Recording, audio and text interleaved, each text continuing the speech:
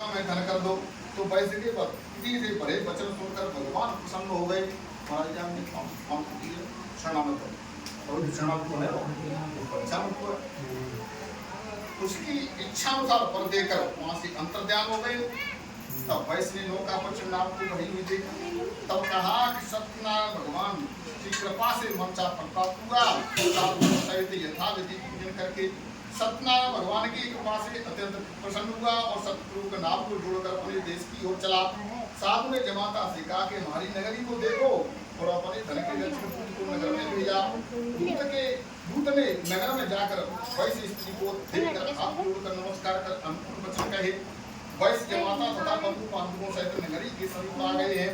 दूत के ऐसे वचन सुनकर वैश्य की स्त्री बहुत प्रसन्न हुई और सत्यनारायण भगवान की पूजा कर अपनी कन्या से बोली कि पुत्री में चलती को दर्शन करने के लिए शीघ्र ऐसी माता का कहना सुना और व्रत को समाप्त कर प्रसाद को त्याग कर वह भी पति की ओर चली गई। इससे सत्यनारायण भगवान ने क्रोध कर उसके स्वामी धन सहित नौका को डुबो दिया। कलावती अपने पति को न देखकर वह बहुत शोक से रोती हुई भूमि पर जा पड़ी। इसी तरह नौका को देख और कन्या को रोती देखा।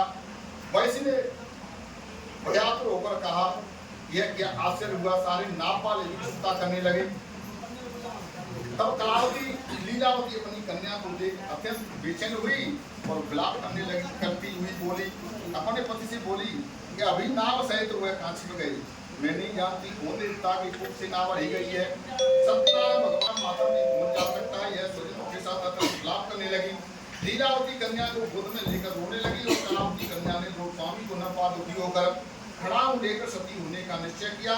कन्या का ऐसा विचार देख वैश्य और उसकी स्त्री अत्यंत शोक से पीड़ित हो चिंता करने लगे।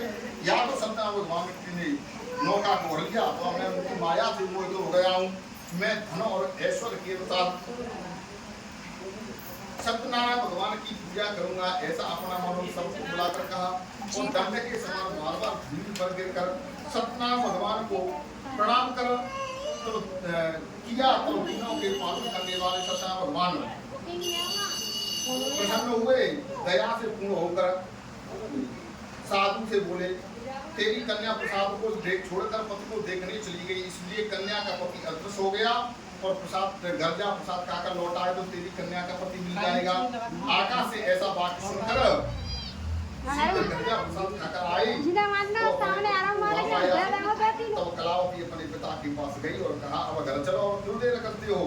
कन्या का वचन सुना वैश्य संतुष्ट हुआ और सत्यनारायण भगवान का विधि विधान से पूजन कर बंधु बांधवों सहित अपने घर को गया और पूर्णवासी तथा संक्रांति को सदैव सत्यनारायण भगवान का विधि विधान से पूजन कर इस लोक से सुख होकर मरने के पश्चात प्रलोक हो गया।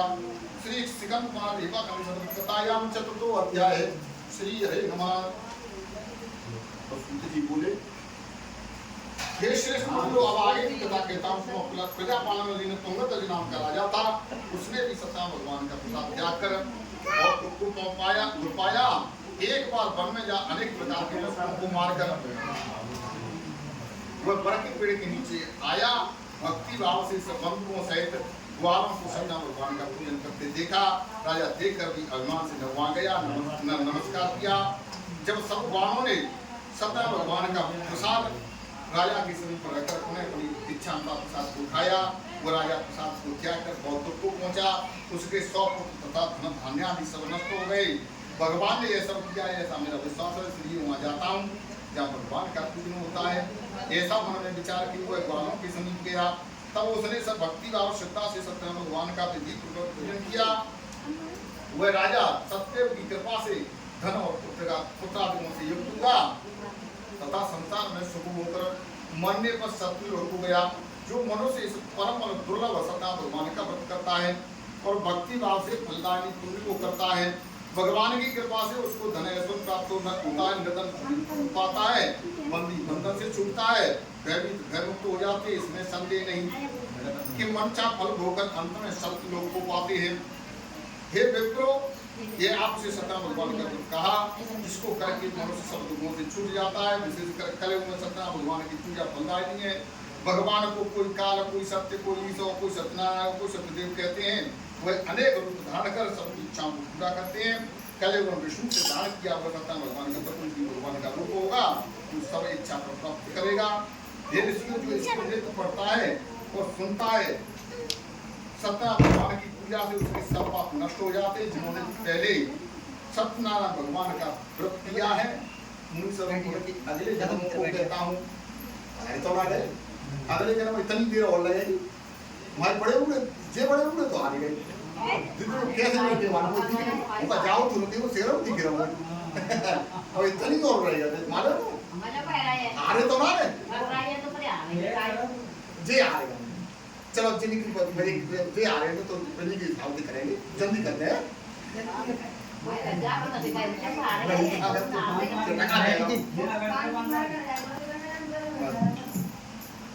देखो सुनो, बुद्धिमान सतानंद ने सुदामा का जन्म लिया, उसने उस जन्म में श्री कृष्ण का ध्यान कर मोक्ष को पाया।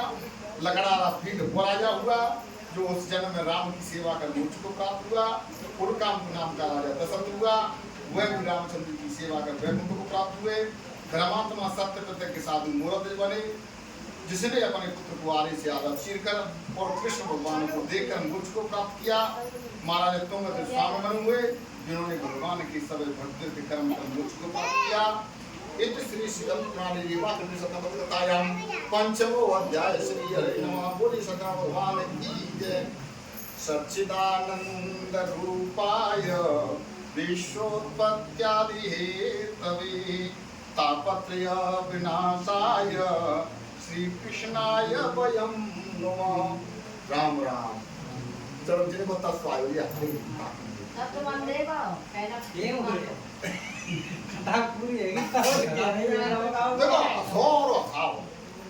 माया राव गुरु जी बहुत बढ़िया लगे